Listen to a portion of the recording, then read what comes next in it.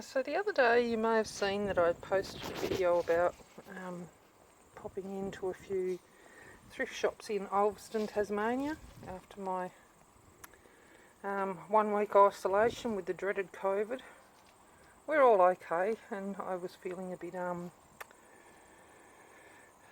bored from sitting at home for a week looking after everyone, so I headed out to the thrift shops. Most of these pieces were wrapped up in paper and in plastic bags, so it was a little bit hard to show you on the day, but I'll give you a look now. Okay, firstly, just got this little ceramic urn. It looks to be vintage. There's no markings or anything. It was only 50 cents. It's this nice little raised rose and ribbon design. I may leave it as is, or if I can't sell it, I may paint it up and distress it back, or give it a bit of wax or something interesting. So that was quite cheap. These pots were 50 cents, just little plant pots. I'll probably give those a different coat of paint. I'm not really into those primary colours. So that was a nice little find to paint up and do a bit of crafting. I came across this sweet little bunny rabbit, little ceramic bunny for 20 cents. It'll be nice for Easter coming up. Made in Japan for Debbie 56, Department 56. Anyway, he'll look quite nice displayed at Easter. Give him a bit of a clean, he needs a good wash. And I came across this. Now, this is another one of those Queen Anne pieces. Silver plated tableware made in England. It's a nice little set of glass, I don't know, are they condiment jars or something?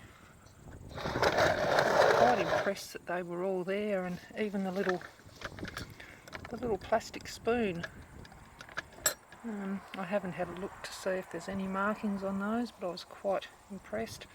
Although I presume they are silver plate from the tag. But if you know anything about those, I'd love to learn more. And I also got a couple of these little jug sets. Now I know this isn't an antique, but it was only a few dollars, and it does say on the bottom of the base that it is made in Western Australia, so that's interesting. I don't know if I'll leave them with the floral. The green and floral is quite popular at the moment with the whole cottage core scene, but if they don't go anywhere, then they'll get a bit of a paint job. Also came across this nice little set of Maxwell Williams herb jars. So they're quite nice. Parsley and thyme and paprika from the Homestead collection. Very farmhousey, so they quite pleased with those for $2.50. Now this isn't something I would normally purchase, but it was so out there and so bright and interesting. That was only, put my hand over the tag, 50 cents. I thought, well, for spring that would be really cool, although we're heading into autumn. I guess they're autumn tones as well, so that's something really interesting. I also came across this. Now I'm not sure if it's vintage or whether it's just been made to look vintage, but it's a quite nice candle holder, metal and glass, with the birds are very popular at the moment. It was $1.50. It does look kind of old, but I'm not certain. And I found these couple of terracotta pieces. This jug's quite nice. Oh, the wine cooler wants to roll away though. The jug's quite nice. It's modern. It was $3.95 originally, down to $2.50, but I quite like that. And then we have the wine cooler. Now I'd love to leave the wine cooler as is, but it has quite a big chunk taken out of it. I'm not sure if that says Italy on the bottom. It has this nice big chunk taken out, so I'll probably give that a bit of a repair job and a paint up and a bit of wax. I actually looked at one of those in an op shop not too long ago and they wanted $18 for it, so I was quite happy to get that really cheap. Then we have a couple more things over here in the tub. I've been coming across a few of these recently. I don't know whether it was like a Valentine's thing. But they're very nice floral roses in a frame.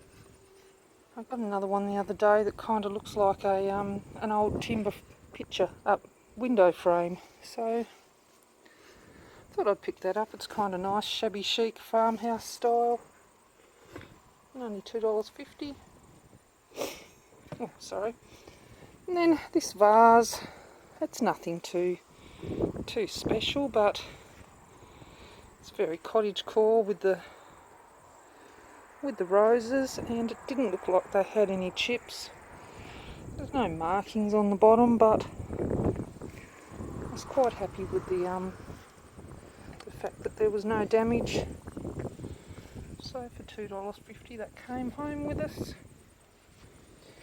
Now this is probably a little bit of a strange thing to be picking up or to be purchasing without biscuits, but I've been looking for a biscuit tin tray. Whoops, not sure what happened there. I think I ran out of room on my phone, so I downloaded a couple of the videos. But anyway, like I was saying, I just bought that as a tin for the Arnott's biscuits. And the last thing I bought was another Jug and Bowl Set. This one's kind of a peachy apricot colour. Doesn't have any floral on it, but it is Lindsay Ward 1975 Amers, something like that. So that one is vintage, so I'll probably leave that as is. It has got a tiny little white mark around the rim there, and then it has the matching bowl. I thought that was pretty good for $2.50. If it doesn't sell, again I can paint it up. Another little tiny chip there. I can paint it up and do something else with it. It's nice that it's signed by the artist. I don't really know much about it. Oh, whoops, it's got a nice big chunk out of it there. Anyway, we'll see what happens. It's still a nice decorative piece. So that's about it. If you see anything you would like to know anything more about, pop a comment on the video, or send me a message. Some of this will make its way to the Penguin undercover market. Sorry, I used to sell undercover wear back in the day, and I still say it all the time. Some of it will make it to the craft section of my house. I'm at the market every Sunday from 9 till 3 at Penguin in Tasmania, and I hope to see some of you there one day. And that will be all for now. Thanks for watching. Bye.